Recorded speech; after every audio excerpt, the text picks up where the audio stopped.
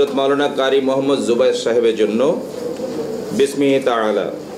হযরত মাওলানা কারি জুবায়ের সাহেব, আসসালামু আলাইকুম ওয়া রাহমাতুল্লাহি ওয়া বারাকাতুহু। মাওলানা সাহেব, আশা করি আল্লাহ পাকের অশেষ ফজলে আফিয়াতের সাথে দ্বীন ও দাওয়াতের মেহনতে মশগুল আছেন। আল্লাহ পাক আপনার হায়াতে বরকত দান করুন, আমিন। প্রিয় মাওলানা, আমাদের শ্রদ্ধা ও মহব্বতের অনেকটা জায়গা জুড়ে আপনার অবস্থান। কাকরাইল মার্কাজের নুরানি পরিবেশে একসাথে দাওয়াত ও তাবলীগের মুবারক মেহনতে কতটা লম্বা সময় ধরেই না মশগুল ছিলাম আমরা। দুঃখজনক হলো এই বাস্তবতা আমাদেরকে কষ্ট দেয় যে জীবনের পড়ন্ত বেলায় আমরা আলাদা হয়ে কাজ করে যাচ্ছি। যাই হোক, একসাথে চলতে গেলে ভুল বোঝাবুঝি হতেই পারে। মনে রাখবেন, আমরা এক কালিমার ভাই, তাই বারবার আমরা আপনাকে ঘরোয়াভাবে সমস্যার সমাধানের জন্য চিঠি দিয়েছি, কিন্তু আফসোস আপনি আমাদের আহ্বানে সাড়া দেননি।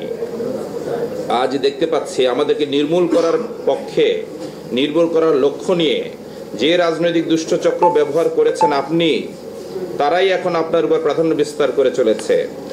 ধীরে ধীরে আপনাদের তাবলীগ রাজনৈতিক রূপ গ্রহণ করেছে।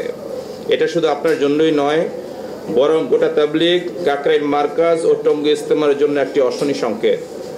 মোহতারাম মাওলানা, গত 3 নভেম্বর 2024 তারিখে আবার আমরা আমিরুল হিন্দ মাওলানা আশরাফ মাদানী ও সাইকুল ইসলাম মুফতি তকি ওসমানী সাহেবদের প্রস্তাবনার ভিত্তিতে সমঝোতামূলক ঐক্যের আহ্বান জানিয়ে জাতীয় গণমাধ্যমের মধ্যস্থতায় আপনাদেরকে চিঠি দিয়েছি, কিন্তু আপনারা আমাদের হতাশ করে স্বরাষ্ট্র মন্ত্রণালয়ে ইজতেমা বিষয়ক 4 নভেম্বরের বৈঠককে উপেক্ষা করে তাদের চিঠি দিয়েছেন যে আমরা নাহক দল, মানে সাতপন্থীরা বাতিল দল বলে তারা চিঠি দিয়েছেন।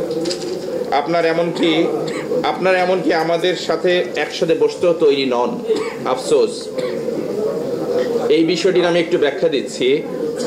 4 তারিখে যখন আমাদের একসাথে বসার কথা ছিল, তখন জুবায়েরপন্থীরা আমাদের সাথে বসতে রাজি হননি।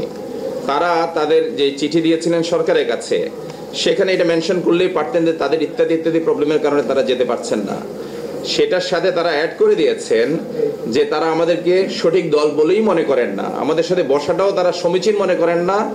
আমরা যাব শুধুমাত্র এই কারণে তারা সেদিনের এত গুরুত্বপূর্ণ মিটিং, প্রায় প্রতিটা সরকারি প্রতিষ্ঠান থেকে, সিকিউরিটি এজেন্সিসগুলো থেকে সমস্ত উচ্চপদস্থ কর্মকর্তারা এসেছিলেন, কিন্তু তারা সেখানে অংশগ্রহণ করেননি।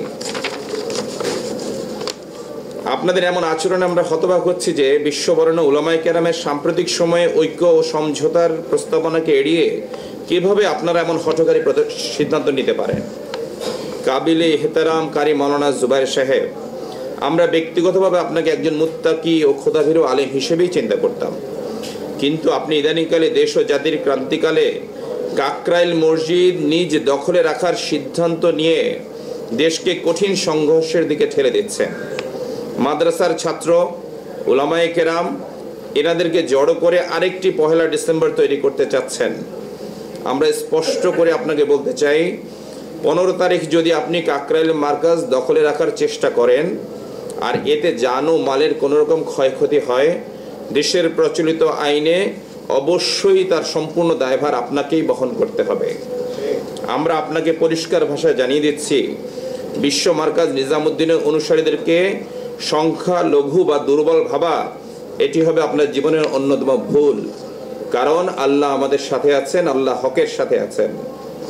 পরিশেষে বলছি, আসুন জীবনের পড়ন্ত বেলায় ইলিয়াস রহমতুল্লাহ আলাইহি, যার কারণে তবলিগ শুরু হয়েছে, তার শেষ রাতের চোখের পানি এবং আহাজারির বদলতে নবুয়তের যে মহান তবলিগের মেহনত আমরা আমানত হিসেবে পেয়েছি, সেটিকে আর বিতর্কিত না করি।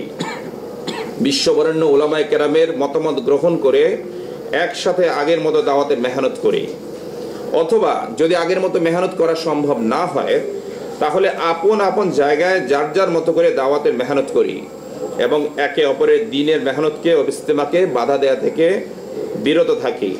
প্রিয় মাওলানা, আপনি ফিরে আসুন, আপনার জন্য আমাদের দুয়ার উন্মুক্ত। আমরা নিশ্চয়তা দিচ্ছি, আপনাকে আমরা নিজামুদ্দিনের হযরতগণের মাশওয়ারা অনুযায়ী আগের মতোই সম্মান এবং মর্যাদায় অধিষ্ঠিত রাখব। আরজ গুজার, সৈয়দ ওয়াসিফ ইসলাম, আহলে শুরা, তবলিগ জামাত বাংলাদেশ, কাকরাইল মসজিদ, রমনা, ঢাকা। গতকালকে এই চিঠিটি আমরা সোশ্যাল মিডিয়ায় ব্যবহার করে সারা দুনিয়াতে ছড়িয়ে দিয়েছি। যে আমরা ঐক্য এবং শান্তির পথেই যেতে চাই, সহিংসতাকে অ্যাভয়েড করে। আচ্ছা, একটি বিষয় জানতে চাই যে মাওলানা সাহেবকে যদি